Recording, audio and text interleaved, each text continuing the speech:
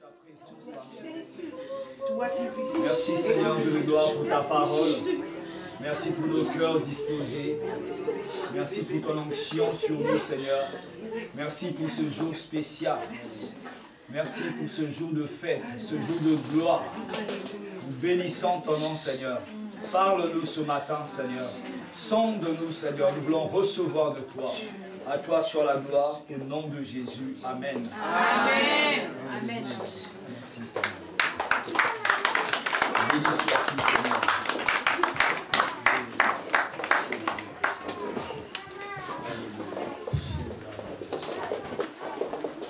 Amen, amen. Amen. Bonjour tout le monde. Bonjour. Amen. Amen. Dieu est bon, n'est-ce pas? Amen. Est-ce que je peux vous poser deux questions? Alléluia. Alléluia. Alors, je vais demander à 4 personnes de se lever. Grâce, tu peux te lever, s'il te plaît. Deuxième personne, Nadine. Troisième personne, tu peux te lever, s'il te plaît. Oui. Ça fait 3 personnes.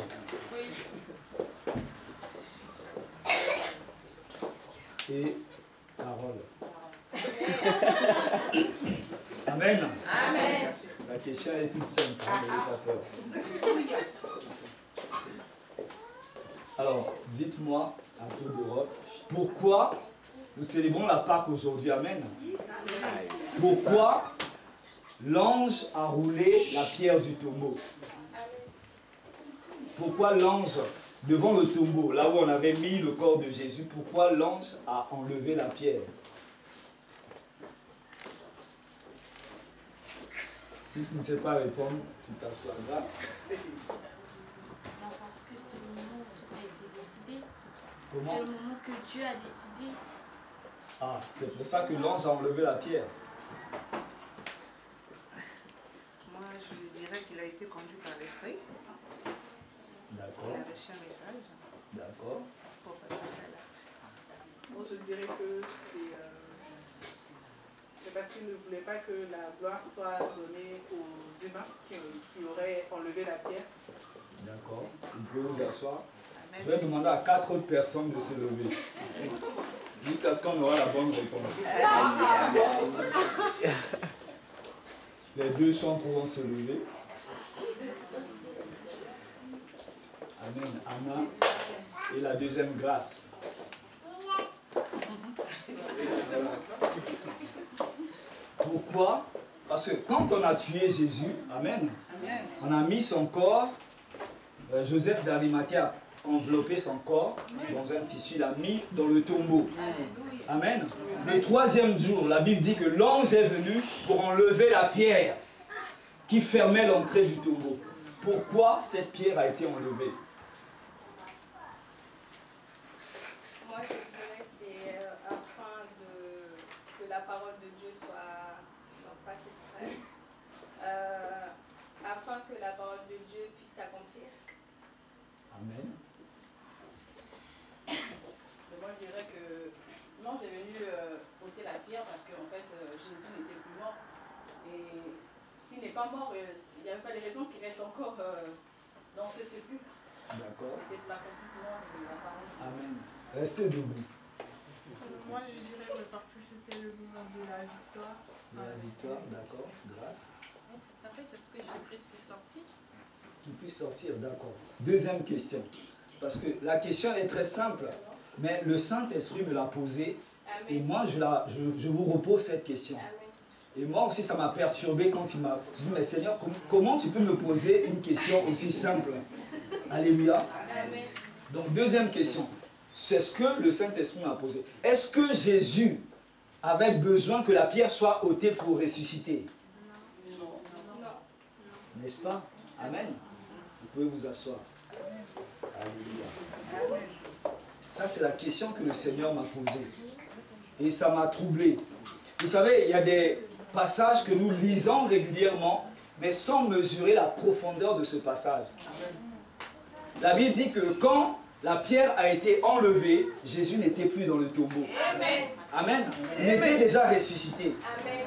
Mais pourquoi il fallait que la pierre soit ôtée? Alléluia. Pour l'accomplissement, comme certains l'ont dit. Nous allons découvrir la réponse dans la parole de Dieu. Amen. La pierre du tombeau, c'est le thème de ce matin. On va lire dans Matthieu 27, de 57 à 66. Matthieu 27, 57 à 66. Le soir était venu, étant venu, arriva un homme riche d'Arimathée, nommé Joseph, qui était aussi disciple de Jésus. Il se rendit vers Pilate et demanda le corps de Jésus. Et Pilate ordonna de le lui remettre. Joseph prit le corps, l'enveloppa d'un linceul blanc et le déposa dans un sépulcre neuf qui s'était fait creuser, tailler dans le roc. Puis il roula une grande pierre à l'entrée du sépulcre et il s'en alla. Marie de Magdala et l'autre Marie étaient là, assises vis-à-vis du sépulcre. Le lendemain, qui était le jour après la préparation, les principaux sacrificateurs et les pharisiens allèrent ensemble auprès de Pilate et dirent: Seigneur, nous nous souvenons que cet imposteur a dit, quand il vivait encore, après 3 jours, je ressusciterai. Ordonne donc que le sépulcre soit gardé jusqu'au 3e jour, afin que ses disciples ne viennent pas dérober le corps et dire au peuple, il est ressuscité des morts. Cette dernière imposture serait pire que la première. Pilate leur dit: vous avez une garde, allez garder-le comme vous l'entendez. Ils s'en allèrent et s'assurèrent du sépulcre au moyen de la garde, après avoir scellé la pierre.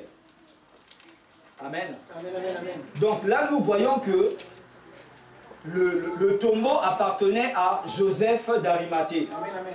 Amen. Amen. Ça n'a jamais été utilisé. Ça a été creusé dans un roc.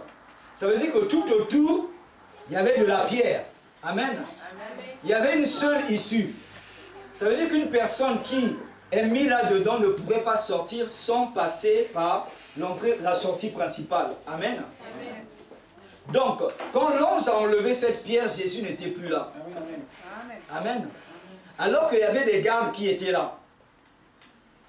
Des gardes mis par les principaux sacrificateurs pour essayer parce que selon eux, Jésus, comme il avait dit qu'il allait ressusciter, les disciples allaient voler le corps. Alléluia. Amen. À partir de chapitre 28. Chapitre 28, verset 1. Après le sabbat, à l'aube, le premier jour de la semaine, Marie de Magdala et l'autre Marie allèrent voir le sépulcre. Et voici, il y eut un grand tremblement de terre, car un ange du Seigneur descendit du ciel, vint rouler la pierre et s'assit dessus. Son aspect était comme l'éclair, et son vêtement blanc comme la neige. Les gardes tremblèrent de peur et devinrent comme morts. Mais l'ange prit la parole et dit aux femmes: pour vous, ne craignez pas, car je sais que vous cherchez Jésus qui a été crucifié. Il n'est point ici, il est ressuscité. Comme il avait dit, venez, voyez le lieu où il était couché. Verset 7. Allez promptement dire à ses disciples qu'il est ressuscité des morts. Et voici, il vous précède en Galilée. C'est là que vous le verrez. Voici, je vous l'ai dit. Amen. Amen. Donc, bien aimé,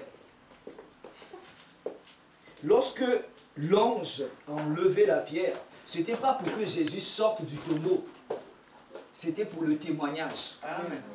Parce que si Jésus était apparu aux gens dans la ville, les gens allaient dire non, ce n'est pas ce Jésus-là. Parce que la pierre est toujours devant le tombeau. Amen. Il fallait que la pierre soit ôtée pour que le témoignage soit attesté. C'est la réponse que le Seigneur m'a donnée. Amen. Amen.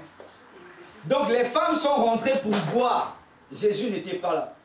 Les disciples sont venus encore après l'annonce des femmes. Ils ont vu que Jésus n'était pas là. Ça, c'était pour que le témoignage soit attesté. Amen. Alléluia. Amen. Et au verset 6, il dit, « Venez, voyez le lieu où il était couché. » Amen. Amen. Bien-aimé, dans un témoignage, l'attestation visuelle est quelque chose d'important. Alléluia. Amen. Dieu permet certaines choses, que ces choses soient visibles, pour qu'il n'y ait pas de doute, pour enlever le doute. Alléluia. Dieu, quand il veut te bénir, bien-aimé, Dieu, quand il veut te sortir de la poussière, il va t'exposer au vu et au su de tout le monde. Amen. Pour que les gens voient la gloire de Dieu. Amen, amen. Pour que les gens attestent que là, c'est vraiment Dieu qui t'a béni. Amen, amen. Là, c'est vraiment Dieu qui est avec toi. Amen. Alléluia. Amen. C'est ça le miracle de Dieu. Amen. Le miracle, c'est quelque chose, bien aimé, que le monde ne peut pas faire. Amen. Ça, c'est la dimension de Dieu. Amen, amen. Alléluia. Amen. Ça, c'est le miracle. Ce que tu appelles miracle, ce n'est pas ce que les gens du monde peuvent faire. Amen, amen. Alléluia. Amen. Ce qu'un païen est capable de faire, toi, si tu l'appelles miracle, ce n'est pas le miracle. Alléluia. Amen. Le miracle, c'est dans le domaine de l'extraordinaire. Alléluia. C'est ce que, humainement, on ne peut pas faire. Amen. Alléluia. Amen. Donc, quand l'ange est descendu, les gardiens qui étaient là, certainement, c'était des guerriers, des expérimentés. Alléluia. Mais ils tremblaient devant la présence de l'ange. Alléluia. Amen. Donc, Dieu permet certaines choses, bien aimées, pour renforcer ton témoignage. Les gens ont besoin de voir. Amen.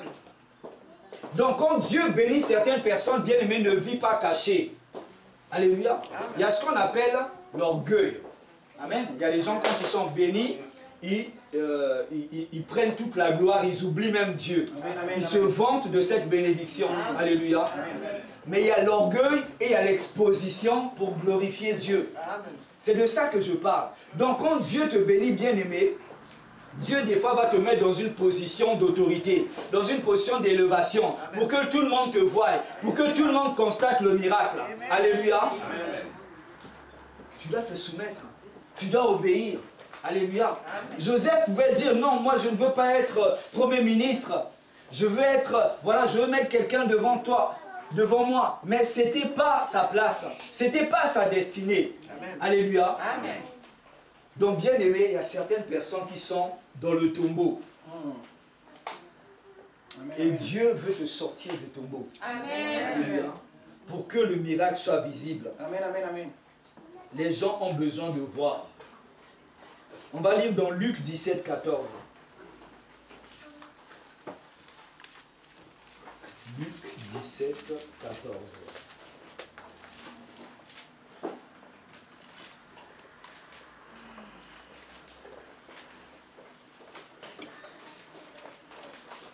Il s'agit de l'histoire des 10 lépreux. Amen. Qui sont venus des lépreux. Vous savez, à l'époque, dans la loi, quand on était lépreux, il fallait que le souverain sacrificateur vienne examiner le corps de la personne qui avait la lèpre pour attester, pour certifier que cette personne est considérée comme lépreux. Et là, on te mettait à l'écart de la société. Tu ne pouvais pas te rapprocher des autres. Alléluia. Amen, amen. Donc c'est le souverain sacrificateur qui attestait l'état de la lèpre. Et là, on voit 10 lépreux qui s'approchent de Jésus, mais à distance, qui disaient, Seigneur, aie pitié de nous. Ils demandaient la guérison. Et Jésus, qu'est-ce qu'il leur a dit? Allez vous montrer, au verset 14. Dès qu'il les eut vus, il leur dit, allez vous montrer au sacrificateur. Et pendant qu'ils y allaient, il arriva qu'ils furent guéris. Allez, alléluia. Donc Jésus dit, il ne dit pas je vous guéris, il dit allez vous montrer au sacrificateur. Amen.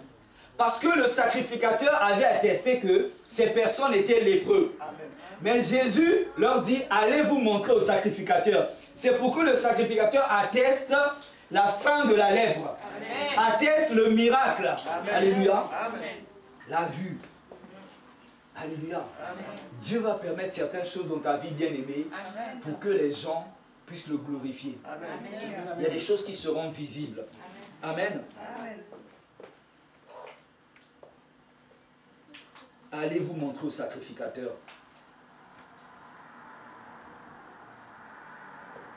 Acte 4, 16. Acte chapitre 4, verset 16.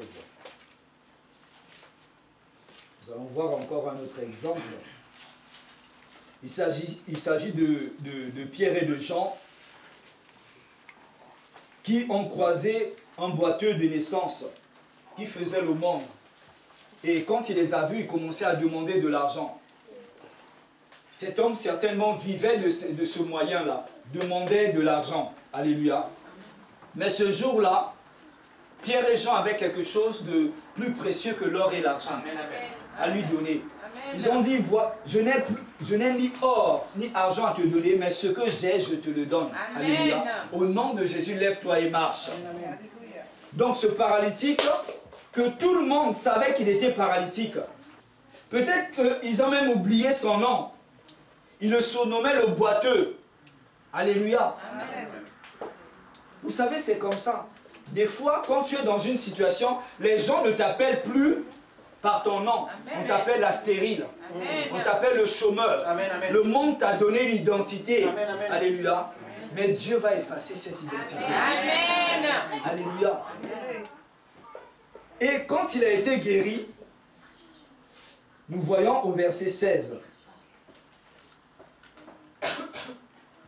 Ça, c'est le conseil des anciens qui parle. Parce qu'ils ont menacé Pierre et Jean. Ils les ont mis en prison. Et au verset 16, il dit, « Car il est manifeste pour tous les habitants de Jérusalem qu'un miracle signalé a été accompli par eux. Et nous ne pouvons pas le nier. » C'est évident. Alléluia. Amen. Les gens ne pourront pas le nier. Les gens t'ont appelé la stérile. Quand ils verront les enfants, alléluia, Amen. ils ne pourront pas le nier. Amen. Ils vont t'acclamer. Ils vont acclamer ton Dieu. Amen. Ils vont glorifier ton Dieu. Amen. Alléluia. Lorsque les gens vont voir ton élévation, ils vont voir que ce n'est pas possible. Ce que eux ils ont amassé en 20 ans, toi en un mois, Dieu va te le donner. Ils vont dire, mais comment tu as fait? Alléluia. Amen. Et sache qu'il y a des gens aussi qui vont combattre ton témoignage. Amen. Alléluia. Amen. Ça, c'est très important. Amen. Regardez au verset 11.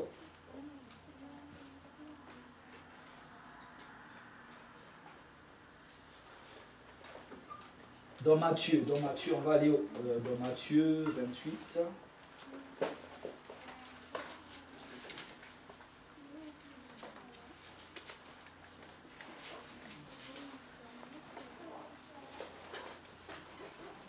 Matthieu 28, 11. Pendant qu'ils étaient en chemin, quelques hommes de la garde entrèrent dans la ville et annoncèrent aux principaux sacrificateurs tout ce qui était arrivé. Ceux-ci, après s'être assemblés avec les anciens et avoir tenu conseil, donnèrent aux soldats une forte somme d'argent, en disant, dites, ces disciples sont venus de nuit le dérober pendant que nous dormions. Et si le gouverneur l'apprend, nous l'apaiserons et nous vous tirerons de peine. Verset 15. Les soldats prirent l'argent et suivirent les instructions qui leur furent données. Et ce bruit s'est répandu parmi les Juifs jusqu'à ce jour. Donc voilà, ils ont constaté le miracle. Jésus n'était plus là. Alléluia. Et qu'est-ce qu'ils ont dit? Bon, on va payer l'argent, on va donner l'argent aux gardiens pour qu'ils disent que les disciples ont volé le corps. Alléluia. Mais bien aimé, on ne peut pas cacher la vérité. Alléluia. Ça veut dire qu'il y a des gens aussi qui vont combattre ton témoignage. Il y a des gens, quand ils vont attester ton témoignage, ils vont chercher par tous les moyens de combattre. Amen. Même si le témoignage est évident. Ils vont dire non, certainement, il est allé toucher des fétiches, il a un gris-gris, il a quelque chose. Non, c'est la gloire de Dieu. Amen. Amen. C'est la main de Dieu. Alléluia. Donc, bien aimé, même après la bénédiction, il faut faire attention.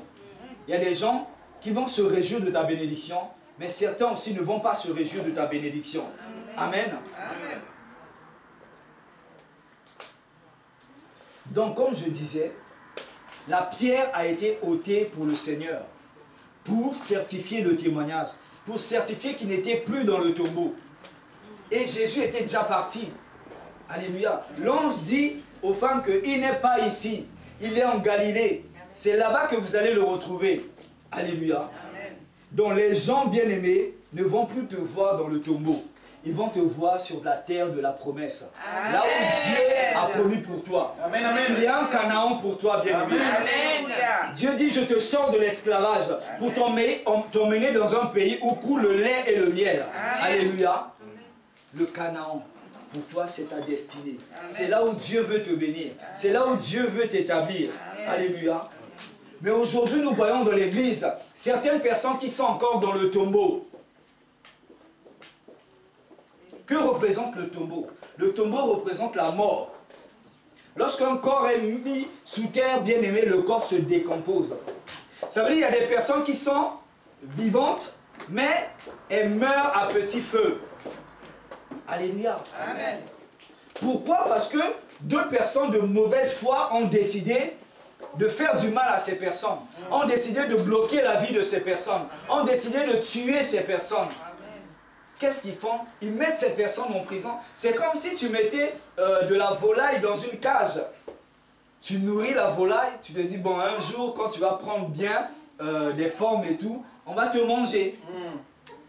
Amen. Amen, amen. Donc c'est comme ça aussi pour certaines personnes. Tu viens à l'église, voilà, tout va bien pour toi, mais tu es dans une cage. Tu es dans un tombeau. Alléluia. Amen. Beaucoup d'enfants de Dieu sont dans les tombeaux. Amen. Alléluia. Amen. Tu es comme une nourriture que le diable se dit, ou peut-être les sorciers, les sorcières vont dire, un jour on va le manger. Amen. À quelle sauce, je ne sais pas. Amen, amen. Alléluia. Mais la Bible dit que quand Jésus est ressuscité, nous qui avons donné notre vie à Jésus, nous sommes ressuscités avec Christ. Amen. Mais beaucoup sont restés encore dans le tombeau. Amen. Il faut que tu sortes de là, bien-aimé, pour vivre pleinement ta bénédiction. Amen. Alléluia. Amen. La Pâque, c'est la victoire, comme on l'a chanté. Victoire, il est sorti du tombeau. Toi aussi, tu dois te glorifier. Tu dois te réjouir de cette victoire. Voilà, je dois sortir du tombeau. Je dois vivre ma vie chrétienne pleinement. Une vie victorieuse. Non pas une vie d'échec. Non pas une vie de maladie. Non pas une vie de misère. Mais une vie glorieuse en Jésus-Christ. Amen. Amen. Donc, bien-aimé, si tu es dans le tombeau, quels sont les signes qui peuvent montrer que tu es dans le tombeau? Alléluia. Amen. Généralement, nous regardons à l'aspect physique des choses. Amen. Mais il faut remarquer le spirituel. Amen. Vous savez que beaucoup d'entre nous, bien-aimés, nous sommes de la distraction. Amen. Nous sommes de la distraction. Des fois, il y a des choses qui arrivent. On pose des questions, mais pourquoi cette chose est arrivée? Amen. Mais Dieu nous parle toujours. Dieu nous parle par sa parole. Amen. Dieu nous parle par des rêves. C'est pourquoi je dis aux gens, faites attention quand vous rêvez de quelque chose. Notez, écrivez. Dieu va vous rappeler que voilà, il y a un message ici. Quand il y a quelque chose de bizarre, levez-vous, priez. Amen. Alléluia. Amen. Dieu attire toujours l'attention de ses enfants. Amen. Faites attention. Surtout les choses qui se répètent. Qui se répètent, qui se répètent. Nous devons faire attention, bien-aimés. Amen. Amen. Amen. Dieu parle toujours. J'ai connu une sœur qui avait une fille qui était née en bonne santé et c'est une maman qui était vraiment de la distraction. Et cet enfant, à un moment donné, a commencé à faire des rêves bizarres, que les gens venaient pour lui faire du mal, lui jeter quelque chose dans les yeux. Et à chaque fois, elle disait à sa maman, voilà ce que j'ai rêvé et tout. Et la maman prenait ça à la légère, oh, ce n'est qu'un rêve. Alléluia. Amen. Et au fur et à mesure, cet enfant commençait à perdre la vue. Jusqu'à ce que cet enfant est devenu aveugle. Amen. Voilà, Dieu a révélé à l'enfant. L'enfant a dit à la maman était de la distraction. Amen. Au lieu de se lever de la prière. Amen. Amen. Il faut savoir écouter aussi les enfants. Amen. Ne négligez rien. Dieu peut passer par les enfants bien-aimés. Alléluia. Amen. La nuit est faite pour dormir. Quand tu dors, à chaque fois tu es combattu, bien-aimé, ce n'est pas normal. Alléluia. Amen. Il y a des gens qui sont complètement dans le tombeau, il y a des gens qui sont en partie dans le tombeau. Amen. Nous devons sortir complètement du tombeau. Amen. Alléluia. Qu'est-ce qui ne va pas dans ta vie? Qu'est-ce qui ne va pas dans ta vie, bien-aimé?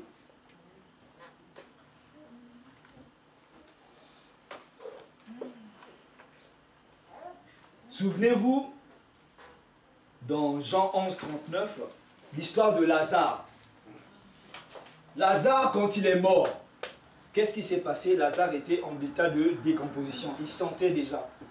Mais quand Jésus est arrivé, qu'est-ce qu'il a dit? Ôtez la pierre. Amen. Alléluia. Amen. Jésus a dit ôtez la pierre. Ça veut dire que Jésus, ce matin, veut ôter aussi la pierre qu'il y a devant ton tombeau. Alléluia. Jésus veut ôter la pierre. Et quand la pierre a été ôtée, bien aimé, Lazare est sorti. Donc il y a des gens qui ne peuvent pas avancer, qui ne peuvent pas vivre leur miracle parce qu'ils sont toujours enfermés dans le tombeau. Alléluia. Le tombeau, c'est la mort, bien aimé.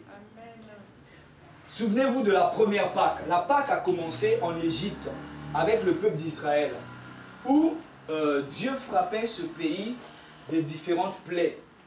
Parce qu'il demandait à Pharaon de libérer son peuple, Pharaon ne voulait pas. Et c'est là où Dieu a institué la Pâque. Alléluia. Amen.